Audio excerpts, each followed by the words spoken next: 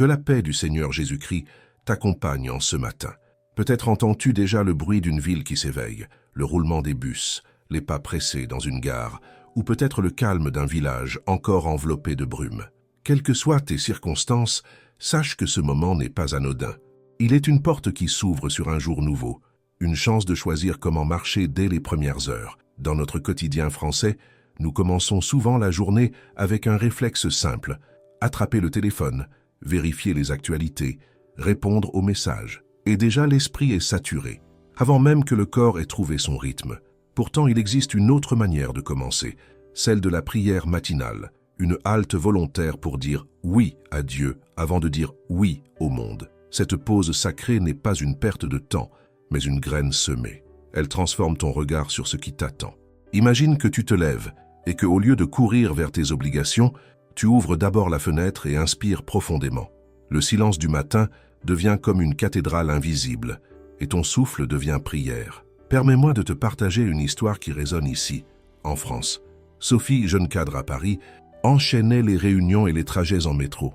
Un matin épuisée, elle a décidé d'arrêter sa course quelques instants. Elle s'est assise au bord de son lit et a simplement dit « Seigneur, marche avec moi aujourd'hui ». Rien de spectaculaire ne s'est produit, mais en allant au travail, elle a remarqué la lumière du soleil sur la Seine, le sourire d'un inconnu dans la rue. Les mêmes gestes quotidiens avaient pris une autre couleur. Ce jour-là, elle a compris que commencer avec Dieu changeait tout, même si les circonstances restaient les mêmes. C'est là le but de cette méditation. T'aider à choisir chaque matin de placer Dieu au centre. Pas comme une obligation religieuse, mais comme un acte de liberté et d'amour. Dans ce chemin, nous allons avancer pas à pas. D'abord en ouvrant nos yeux à la gratitude, puis en apprenant à déposer nos fardeaux, à confier nos demandes, à accueillir la présence de Dieu, et enfin à vivre notre foi en mission auprès des autres. Ce parcours est comme un entonnoir.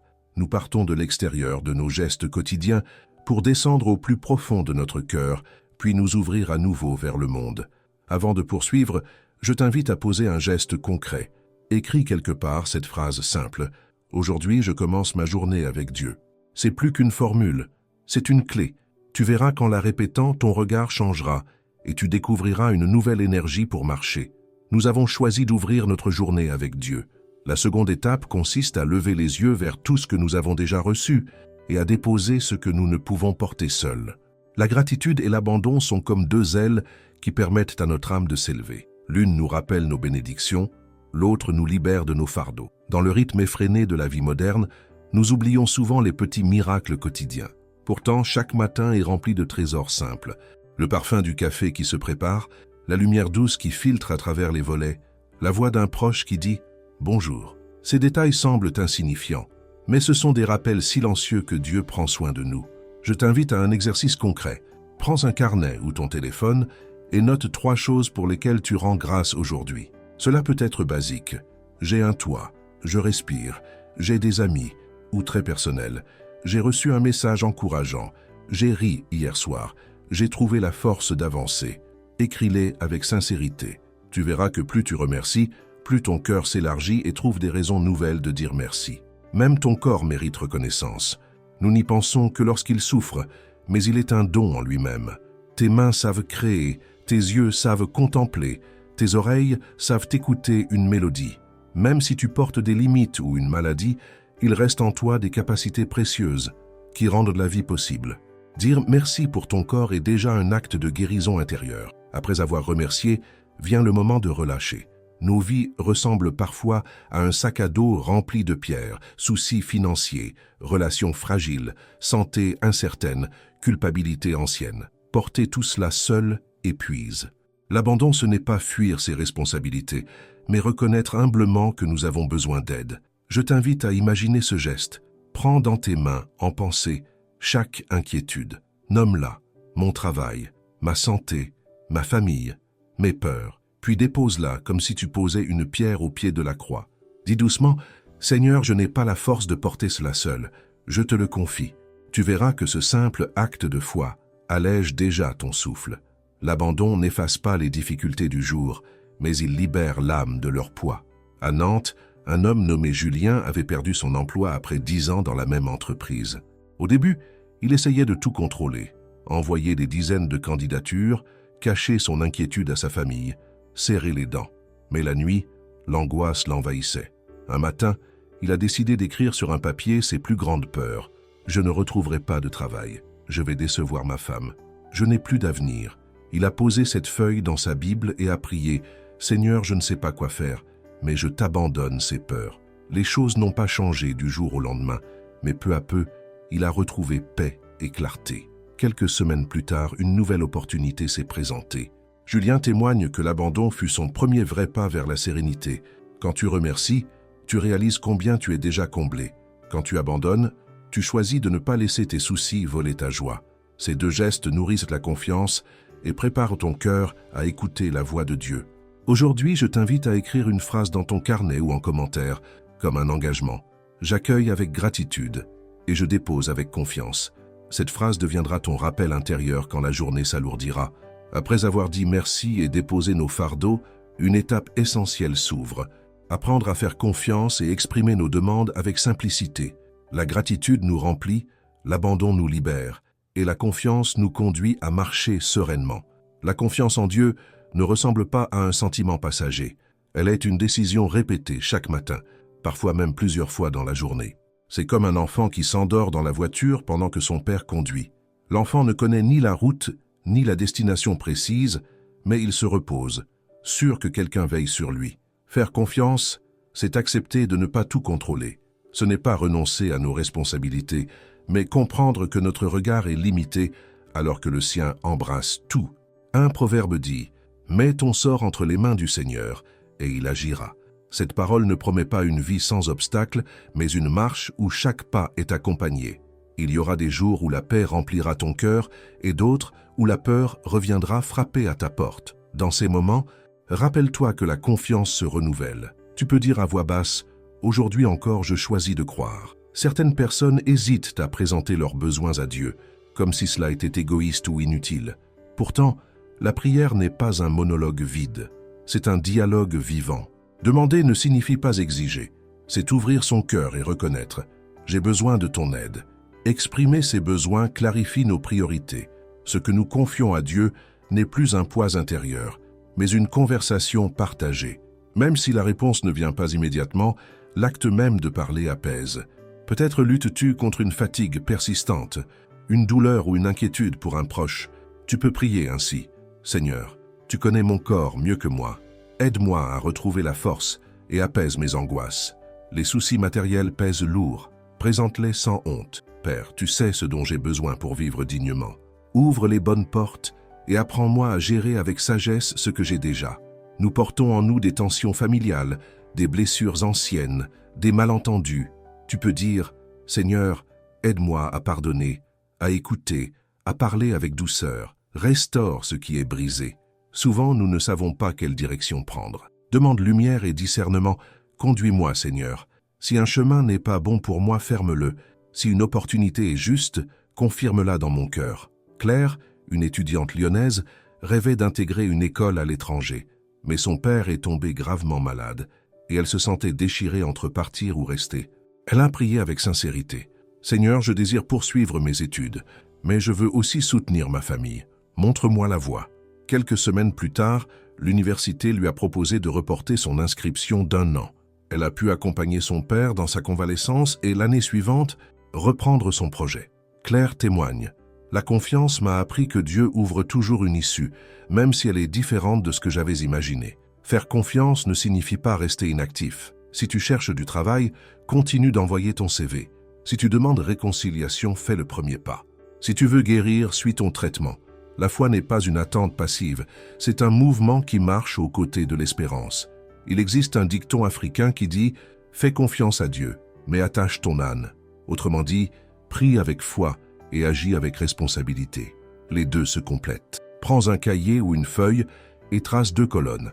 Dans la première, écris « Ce que je choisis de confier ». Dans la seconde, « Ce que je choisis de demander ». Sois précis. Tu verras que poser des mots aide à clarifier ton cœur. Ensuite, transforme ta liste en prières simples, comme « Seigneur, je t'offre mes inquiétudes et je te demande ton aide pour ces besoins. Je crois que tu m'écoutes et que tu agiras au bon moment. » Phrase à retenir et partager. Aujourd'hui, je choisis de faire confiance et d'exprimer mes besoins avec sincérité. Après avoir appris à confier nos inquiétudes et à présenter nos demandes, vient le temps du renouveau. Renouveler notre vie spirituelle, c'est accepter que Dieu fasse du neuf là où nous pensions que tout était figé. C'est aussi lui permettre d'habiter pleinement notre quotidien et d'affirmer par nos paroles la vérité de sa présence. Tout être humain porte en lui des habitudes, des blessures, des schémas de pensée qui finissent par l'enfermer. Peut-être as-tu déjà eu l'impression de tourner en rond, de répéter sans cesse les mêmes erreurs, de retomber dans les mêmes réactions. Le renouveau commence par un regard honnête, reconnaître ce qui a besoin de changer. Un pasteur français disait souvent « Le Seigneur ne nous condamne pas pour ce que nous avons été, mais il nous invite à devenir ce que nous pouvons être. » C'est là le cœur du renouveau. Dieu ne s'arrête pas à nos limites. Il ouvre devant nous un avenir transformé. Prends quelques instants pour identifier une attitude, une pensée ou une habitude que tu aimerais voir renouvelée. Écris-la sur un papier ou garde-la dans ton cœur. Puis murmure simplement « Seigneur, je ne veux plus avancer ainsi. Fais du neuf en moi. » Une vie renouvelée ne peut se construire sans accueillir la présence divine. Trop souvent, nous vivons comme si Dieu était un visiteur occasionnel, alors qu'il désire être un compagnon quotidien. Tu peux l'inviter de manière très simple. Choisis un endroit calme, ferme les yeux et respire profondément. À chaque inspiration, dis dans ton cœur « Viens, Seigneur ». À chaque expiration, « Je me confie à toi ». Cette prière silencieuse suffit pour ouvrir la porte à sa paix. Dans les grandes cathédrales françaises, on allume des cierges pour signifier une prière qui continue même après le départ. Tu peux faire de même chez toi avec un geste symbolique.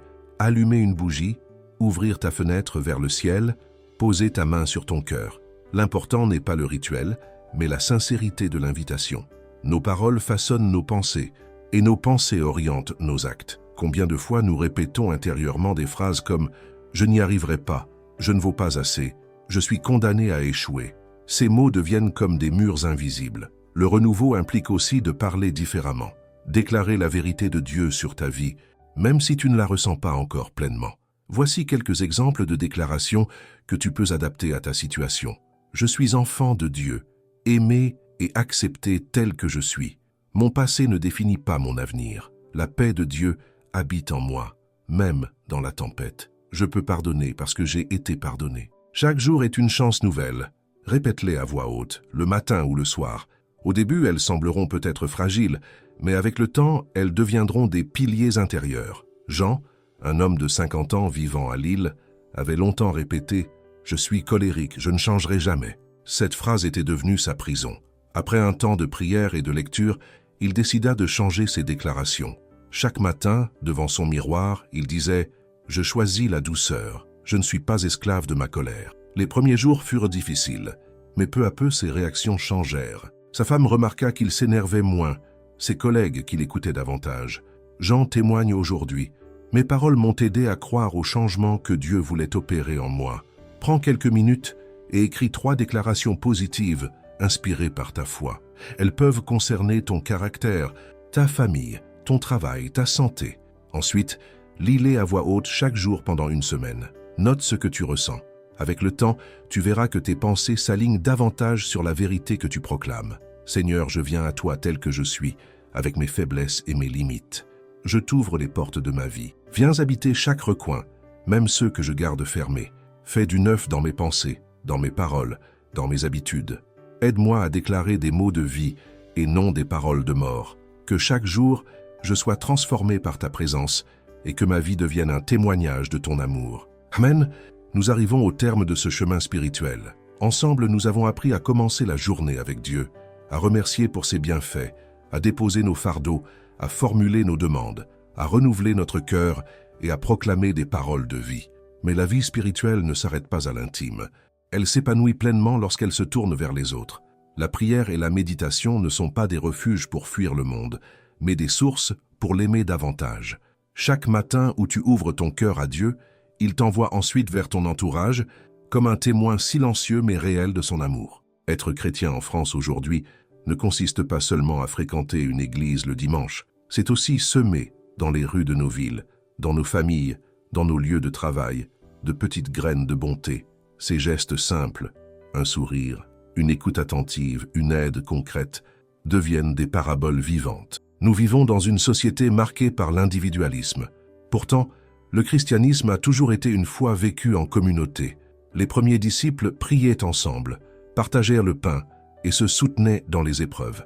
Aujourd'hui encore, il existe des paroisses, des groupes de prière, des associations caritatives où la foi s'incarne dans la solidarité.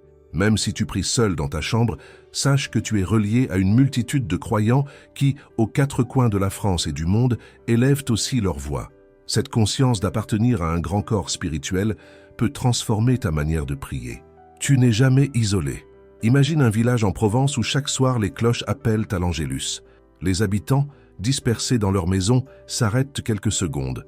Chacun prie à sa façon, mais ensemble, ils forment une chorale invisible. C'est cela la communion. Une unité mystérieuse qui dépasse les murs et les distances. Tu n'as pas besoin de partir au bout du monde pour être en mission.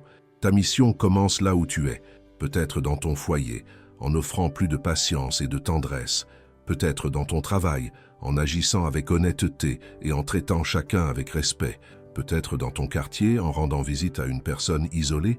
La mission n'est pas forcément spectaculaire, elle est souvent discrète, mais elle change les cœurs. Une phrase encourageante, un service rendu sans attendre de retour, une prière silencieuse pour un collègue stressé, voilà des missions authentiques. Si je devais résumer tout ce parcours en une seule phrase, ce serait celle-ci: nous sommes appelés à être lumière dans l'obscurité des autres.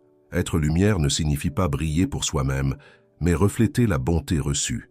Dans les gares bondées, dans les files d'attente, dans les conversations ordinaires, il existe des zones d'ombre, fatigue, tristesse, solitude. Un mot ou un geste inspiré par Dieu peut éclairer cette obscurité. Je t'invite à réfléchir.